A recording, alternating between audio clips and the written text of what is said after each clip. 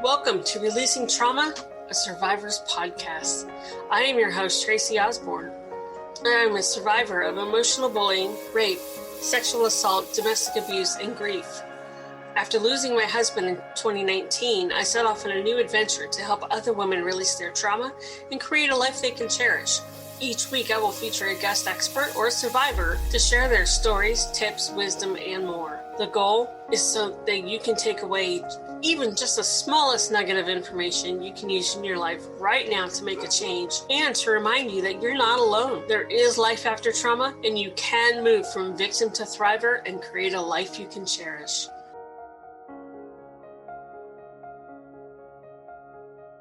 All right, today's guest is Jamie Wright, and she is an active speaker, coach, author, and advocate for survivors of domestic violence. She's been on 60 Minutes, CBS, and BBC News with pieces on domestic violence, and she's also shared her story for the Houston Area Women's Center Leadership Campaign and Believe Luncheon. She's a senior analyst with nearly 2 decades in finance and auditing with the federal government. She has received awards and commendation for time in Afghanistan supporting the Operation Enduring Freedom. So, Jamie, welcome.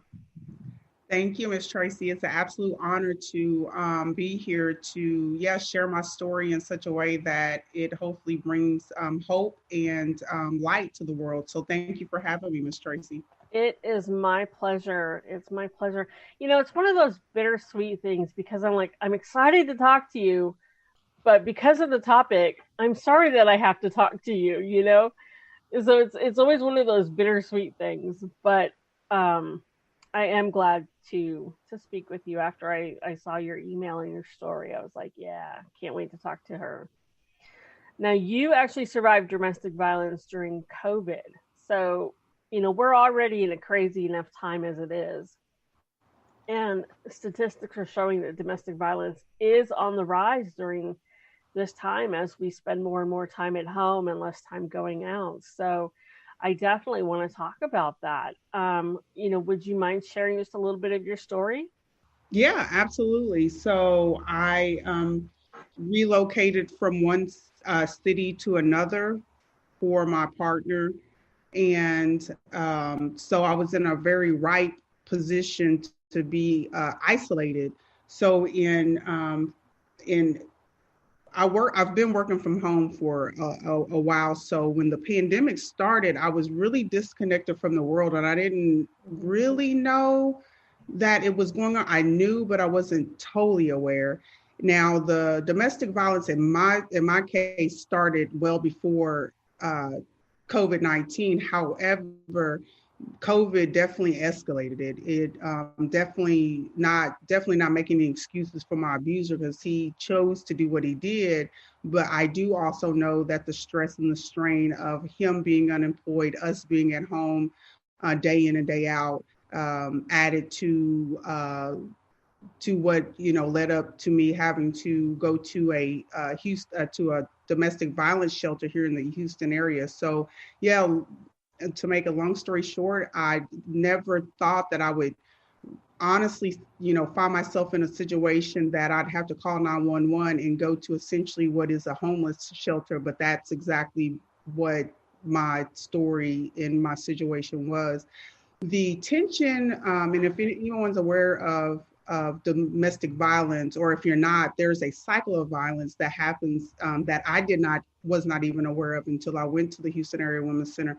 But there's a cycle. There's a honeymoon phase. There's where everything is fine, and then there's kind of like a calming stage where things are kind of kicking up, but not too much. And then there's a tension stage where the abuser, whether it's I've had men come up to me and talk, and share with me that they're a victim. So it's not a man-woman thing. It's just the person that chooses to be the violent Right. relationship where they, you can start to see and feel the tension, and then there's the explosion that happens. So I found myself about the early part of April paying attention to the news and different articles as it relates to domestic violence and what to do when you find yourself in a situation where you need to escape. So I started paying closer attention, Tracy, to like the news channels and when I was on Facebook or other social media outlets, like the safety plan, because I started to feel the tension rising. Mm-hmm.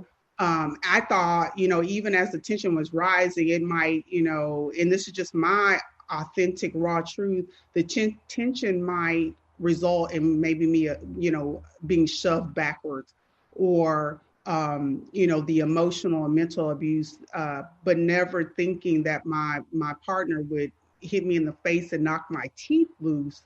But nonetheless, that was the explosion Mm. part, which I think that COVID had a significant role to play in the amount of violence that happened the day that I had to escape. First of all, big kudos to you for calling 911 and getting out. Thank As well as I do that, so many women feel stuck, or men feel stuck where they're at and feel like there's nowhere for them to go. So, I definitely want to acknowledge that you were able to get out and you had that courage to just do whatever it took. And also the foresight to know, hey, I'm seeing some red flags here. I see that things are on the rise and it's time to start doing some safety planning. Again, that's not a common thing that we see among domestic violence survivors until the very end when it's just really, really bad. Absolutely. That's why I'm so honored to be on your platform, because had it not been for the news that I seen on TV or the articles that I was like subconsciously even paying attention to, I wouldn't know what to do. So Right. it's definitely important for us to start the conversation for awareness. And people are at the source of choice of what they do, but at least they know that what options they have. Absolutely. And I want to say for the listeners, any of you who are in a domestic violence situation now, we definitely want you to get out, but we want you to get out safely. So, do your research, start creating a safety plan, safety escape plan, and just, get out as soon as you can. I promise you the resources are out there. There Absolutely. are. Some of those like practical safety plans are code words. Mm-hmm. Reaching out to someone that you trust, whether it's a friend or a neighbor, and letting them know, hey, if I call you or if I'm outside and I say whatever word that you choose to Right. pick, to call 911. It's some of the practical tools that I've learned since, having to be at the Houston Area Women's Center. Yeah. Yeah, exactly. Exactly. Um, Now, you were talking about the phases, and I'm glad you brought those up because I think a lot of people don't realize, or they realize too late, because it's kind of the cooking a frog story or Mm-hmm. scenario. How do Mm-hmm. you boil a frog? You put him in a pan of cold water and you slowly heat it up, and he adjusts his body temperature, and the next thing you know, he's boiling and he doesn't realize he's boiling. And it's, I think, the same thing in many cases of domestic violence where they come on and they love bomb us and tell us everything we want to hear. Um, and then we get settled in, like you said, we get comfortable with them.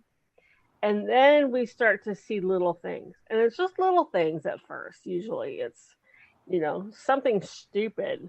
And we chalk it off to, oh, they're having a bad day, or maybe I really, I shouldn't have moved XYZ and I should have left it where it was, or, whatever the case may be.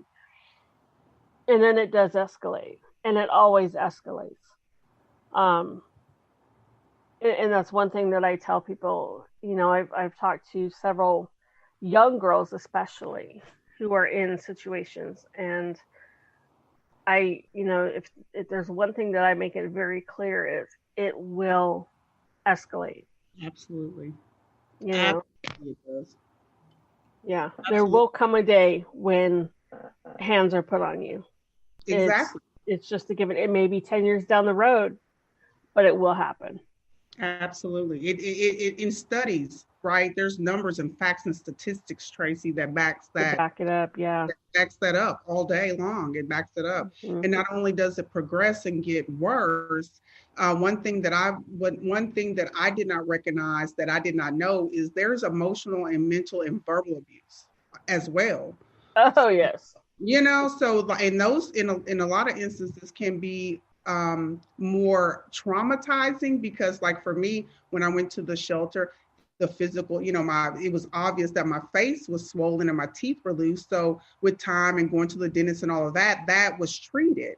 But the emotional and mental abuse that I normalized and I accepted, it took me hours, days of therapy to unlearn and I won't say undo, but work through the trauma of the emotion, of the non-physical things that I could not see, that I even recognized was that I needed healing from. Mm-hmm. The bruises heal. The fat lips, the black eyes, the broken arms, they heal. It's the emotional and mental abuse that is the really, to me, the true trauma. I mean, I'm not talking down on the actual physical part of things, because absolutely it is, but the physical violence just makes way for the emotional violence or the emotional trauma. Absolutely. And that's what's important to raise awareness of too, like the physical violence, like you said, not to minimize it. It's very obvious, right? When you get slapped, we all know we get slapped. But what's not so obvious is the subtle conditioning that allows an abuser to put us in a position that we will essentially end up getting hit, and then the hitting, like you said, escalates and it gets worse. So in my mind, what I know to be true now is raising awareness also to the emotional and mental and verbal abuse. And like you said, Tracy, it's the trauma. And like backing up of 40 years of my life, the trauma of my childhood going uncared for allowed me to make decisions that were consistent with a traumatized, unhealed little girl. Mm-hmm. Right. So absolutely. Like trauma. It's the non-physical piece that I'm not a psychologist by any means. Like you read in my bio, I have a financial background, but this is what I know to be true because I've lived a life of just decisions that were consistent with a little girl that was molested and exposed to domestic violence as a child, 13 years old and pregnant, myself. This is what I know to be true. It is so important for us to raise awareness of the trauma, is specifically with domestic violence, the emotional and mental and verbal piece, because that's again how they condition us, and the abuse turns violent, which ultimately, unfortunately, can lead to death. Oh, absolutely. And when we say domestic violence, domestic abuse, 9 times out of 10, we're talking about our partners, our boyfriends, spouses, husbands, girlfriends, whatever. But there is a small sector of domestic abuse or domestic violence that is from family members. And people don't think about that. And so you can be abused by family members, and not just molested when you're a kid, but the emotional bullying, I call it emotional bullying, from parents that continues on into your adulthood. Absolutely. And there's a such thing as a narcissistic parent. I was definitely in my I know that one. Yeah, authenticity. Like my oldest daughter that I gave birth to when I was 14 years old. I honestly, Tracy, looking back at it and know what I know now, I wanted to live my life through her, right? And that came out in a lot of ways as a narcissistic, controlling, very disempowering way, when I thought I was just looking out for her. But the reality of it was not allowing her to be her authentic self, because I'm projecting my trauma on her. It goes back to what you were saying. Well, No, not to mention you were a baby raising a baby. exactly I not. mean, I had my first daughter just before I turned 20, and I grew up with her, you Mm-hmm, know? mm-hmm. So So, there's definitely abuse in family. I absolutely yeah, 110% agree. And unless and until we recognize it, acknowledge it, and start the conversation, we will continue to operate in spaces that are trauma spaces. absolutely. Absolutely. Now, you know, we're all talking doom and gloom here, but one of my favorite things to say, and if you've been following me for any length of time, you know where I'm going, is there is life after trauma. There is Yeah. hope. And so, you know, let's talk a little bit about some of the things that you've done, some of the skills that you've learned to help with overcoming your trauma, not only the violence, but the molestation and the child abuse. Um, you know, and how to deal with some of those triggers. Yeah, thank you for that, Tracy, because you're right. There is absolutely, I am the epitome of there is life after trauma, right? And life is going to happen. So we're going to have disappointments. We're going to have things that come up that causes trauma, but it's how we choose to respond to them is the key. So for me, especially with my childhood trauma, I had to accept that it was not my fault. Mm-hmm. And when I started to, when I recognized that it was not my fault, I was able to forgive. I'm not talking about not like I'm talking authentically forgive the man that molested my sister and I when we were children, and I also was able to forgive my mother for not protecting us from that. And it took me years, right? This is Oh not, yeah. it took me making the decision to say, look, Jamie, I'm tired of being tired. And Mm-hmm. if I have to do this thing called life, I want to show up the best way I can. So what the first thing was the decision, and then recognizing with a phenomenal therapist, Tracy, that it was not my fault. I had no autonomy, no control over what happened to me as a child, but as a grown adult woman, I am absolutely in control of my life. And I'm absolutely at the source of choice of how I choose to live my life. And so from that space, like I've been on this mastering myself journey for since I left, well, since I entered the shelter in April of 2020 of this year, and some of the practical tools that that I've gained along the way is being present. So for me, I coexist with depression. I have for a very long time, Yep. and one of the things that the therapist helped me with is if I when I get stuck in the past, catch that thought, understand that I'm in the past, and accept that there's nothing that I can do about it, but I am in control of the present moment. So stay present and not project too far in the future. Because for me, when I project too far in the future, it causes me anxiety. And Yep. to a large extent, there's not much I can do about the future. Now I can goal plan, right? Like we all, Sure. anyone that wants to live their best life will, do goals and vision boards. I love vision boards and all of that.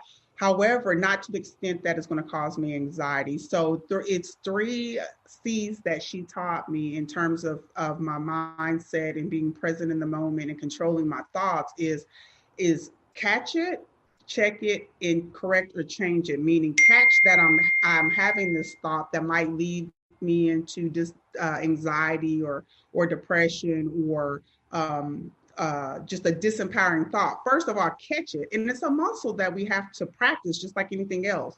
And as we consistently do it, it just becomes second nature, just as easy as blinking our eyes.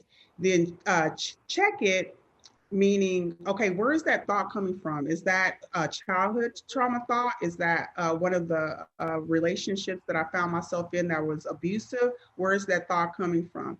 Don't stay too long in that space. After you catch it, or after we catch it, then we're at the source of choice to change it. So we catch, check, change, because we Love it. cannot go to work on something we don't recognize or aware of in the high vibration community. We call it a blind spot. We can't go to work on that if we don't know that it's even there to work on. Absolutely. Absolutely. I love that. Catch it, check it, change it. I am stealing that.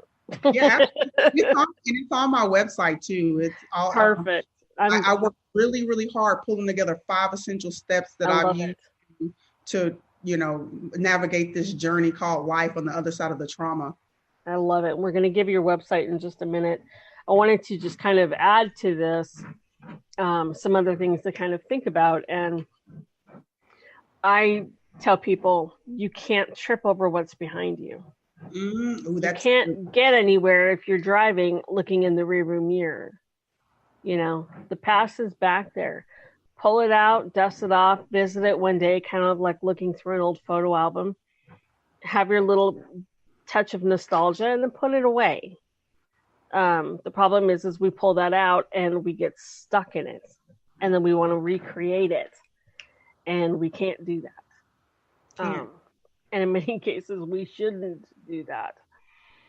But I heard there's a country song, and I can't remember what song it is, but one of Mama, the lines, one of the lines in there is, "The present is called the present because it's a gift." it's a gift. I love it, Tracy. Absolutely. It's a gift. Because it's all we have. The future isn't written. It's we don't know what's going to happen. All we have is now. And so the choices that you make now will help to shape your future. But again, you can't live in the future because you don't know what that's going to actually look like. Right. And you couldn't have said it any better. The present is a gift. And when we are present in the moment, this is what I know to be certain. For me, oftentimes I get a sense of gratitude. Like, for example, after we shift off of your platform, it's raining where I am right now, so I'm going to jump in some pajamas and I'm going to watch my TV, and I'm going to be present in the moment, and I'm going to be grateful that I have a TV to watch. Right, I'm going to be Right. grateful that I have eyes to see the TV. So it's like, okay, for some of us it might not be enough to be present, and until we start to practice that moment. Well, if you find yourself having a difficult time being present, and like you said, in the past and being stuck, practice gratitude in the moment, and then essentially the byproduct of that is you will become present. Love it.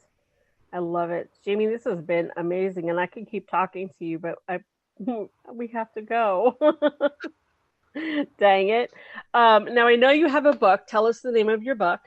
Yes, it's the power of overcoming shame and learning to love yourself again. Oof, I love that title. Love it. Thank you. And it's going to be filled with my raw authenticity, help, self-help, not like you said, the gloom and the doom and the gloom. No way. I'm going to share a little bit of my story only to give people context. And then 90% of it will be bringing light to the darkness, the hope. Awesome. And when is that going to be ready for publish?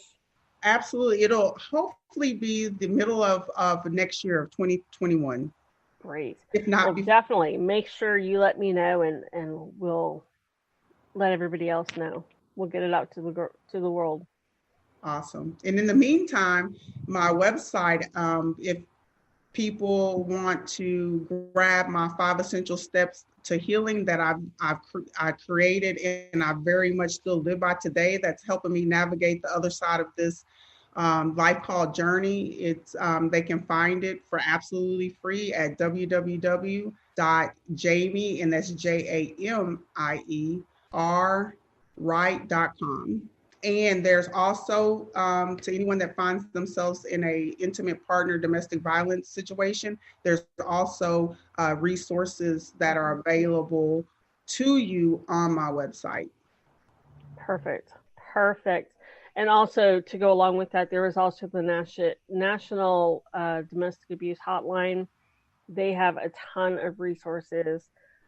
If you feel you're in crisis, not emergency, but crisis, and you just need somebody to talk to, Make sure you text the crisis text line.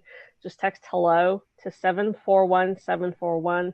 Trained crisis counselor, trained crisis counselors, easy for me to say, are there 24/7 waiting to help you. So, Jamie, thank you. It has been an absolute pleasure talking with you today. Likewise, Tracy, I'm totally inspired by your platform. And anytime you want me to come back and shed some light to the world, it will be my absolute honor. Wonderful, wonderful. And listeners, I can't do this without you. So thank you again for tuning in. We'll talk to you next week on the show.